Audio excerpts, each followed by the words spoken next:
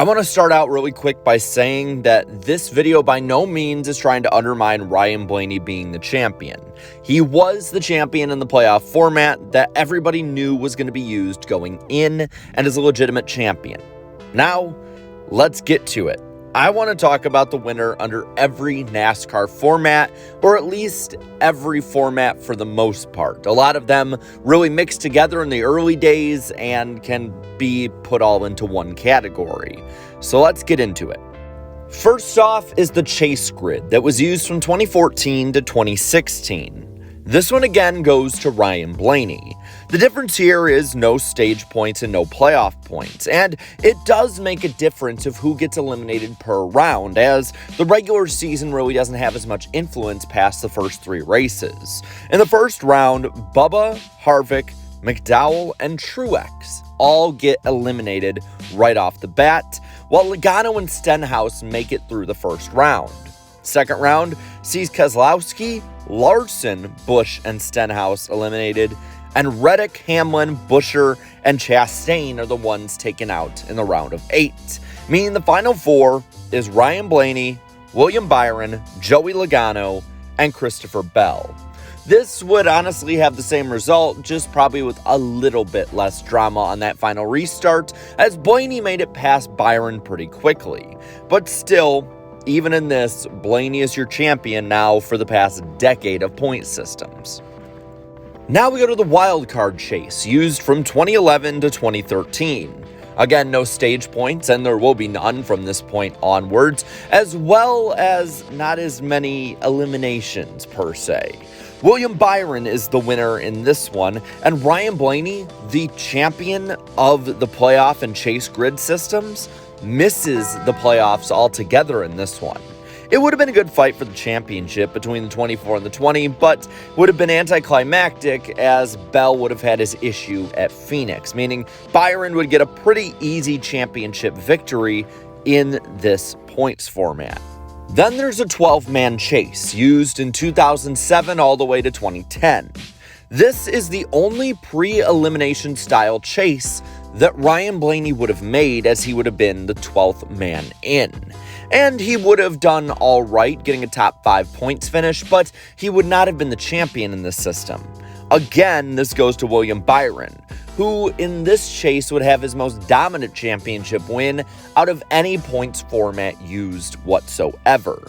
Byron would have a pretty good run, as the wins he accrued would get him ahead as well, and the penalty early in the season really would not have meant much. Then there's the 10-man chase, the OG chase if you will, used from 2004 to 2006. Both Blaney and Larson miss the chase in this one, but based on the way that I had the penalties laid out when it came to William Byron, it also meant that Larson would miss by 1 point. Not by making the top 10, but by being within 400 points of the leader. Back then, that was one of the ways you could get into the chase. If you were that close, NASCAR deemed you were close enough to compete for a championship, and an 11th, 12th, or so on seed would have been added in based on rules and not just NASCAR wanting to quote-unquote correct problems. I'm looking at you, Spingate. But in this, again, Byron wins the championship. He had a decent lead heading into Phoenix, but Bell's issue pretty much sealed it. It would have actually been a championship battle for the most part. I know many have said that in this system, Byron would have had a close championship, but it was not even that close, to say the least. He pretty much was the only one who didn't have a ton of major problems through the 10-race chase, and the consistency would bring him to a championship. Now for NASCAR's longest tenured points format, and of course, this is the Lapford system, or as many like to call it, Winston Cup points. Used from 1975 to 2003, this would have given a championship again to William Byron. We have a multi-driver championship battle this time, though. Byron's penalty would put him back enough that he would have to have a late season resurgence in charge in order to compete for and win this championship. And over the last half of the season, as Martin Truex Jr. would fade, having been the championship favorite and leader throughout most of the season, it would have become a multi-driver race all the way to the finish. At one point, as many as 8 drivers were within one race of points of the lead, and to say that drama wouldn't have been there would be a complete and utter lie. There were guys like Buescher and Bell who were up front a lot during it. There were wild cards just on the outside like Brad Keselowski and Kyle Busch who still managed to stay in it. Kyle Larson at different points was still in it. And of course, William Byron was up there as well. This was one where every driver had to be on their A game for the entirety of the season, and as every driver kept making mistakes, it only would bring others into the lead or into contention or so on and so forth. And heading into the final race of the season, 4 drivers were within one race of points of the championship, with Denny Hamlin, Chris Buescher, Christopher Bell, and William Byron being up there. Bell would hold the championship points lead heading into the finale at Phoenix, but because of his issues, it would be William Byron who would become the favorite in it. Denny Hamlin had a chance to strike, but could not keep up with the 24, as well as even the 17. Buescher didn't have the greatest race either, all things considered, and because of that, they fell back further. Bell would fall from the points lead to 4th in the final standings, and it would be William Byron getting the win in the Latford system.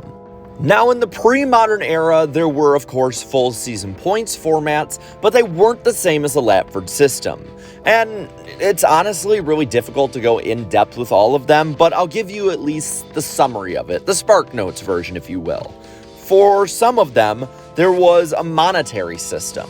Whatever race paid X amount of money would end up having more points scored, as well as added into how they finished, and then kind of average those together, and that's the amount of points you'd get. It was incredibly confusing and some of the worst points formats NASCAR ever had.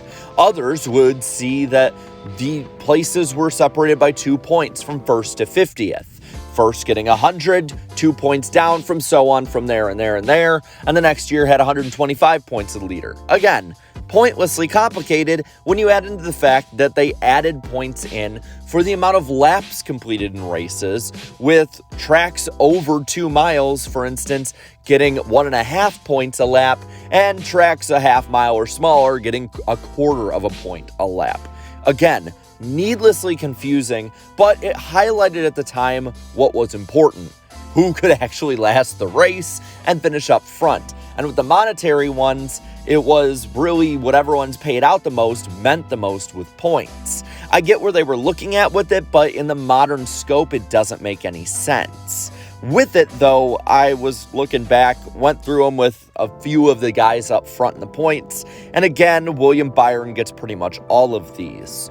Because when you look at the laps completed, most drivers stay within that little window, so it does end up being who finished higher up for most of the season. William Byron had a better season for the most part. Even if you take away the race he was penalized in, which is about the way that I did it on this, there really wasn't much to say when it comes to anyone coming up and passing him. He won some of these championships with 10,000 total points or more, and he won by 2,000 in these. So again, it was even further apart than any of the Latford system ones or Chase ones would be.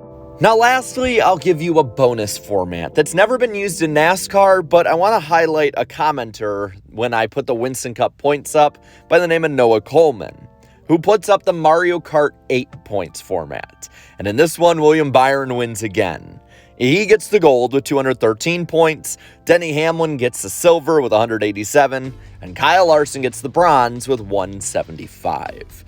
I know it's not one that's technically used, but I think it's really fun, and I wanted to highlight Noah for keeping track of that literally all season long. So good job on that one. And if anyone else has any other points formats, put them down there in the comments below. I'm sure people have kept track of F1 and IndyCar points on them. I'd love to see all that stuff. But with that, I'm going to pass it on to you. What is your favorite NASCAR points format, or do you like the Mario Kart ones better? Let me know whatever it is down in the comments below. And while you're at it, leave a like on this video, share this video, and subscribe to this channel for more great NASCAR content. Thank you so much to all my channel members for continued support, and until next time, have a good one.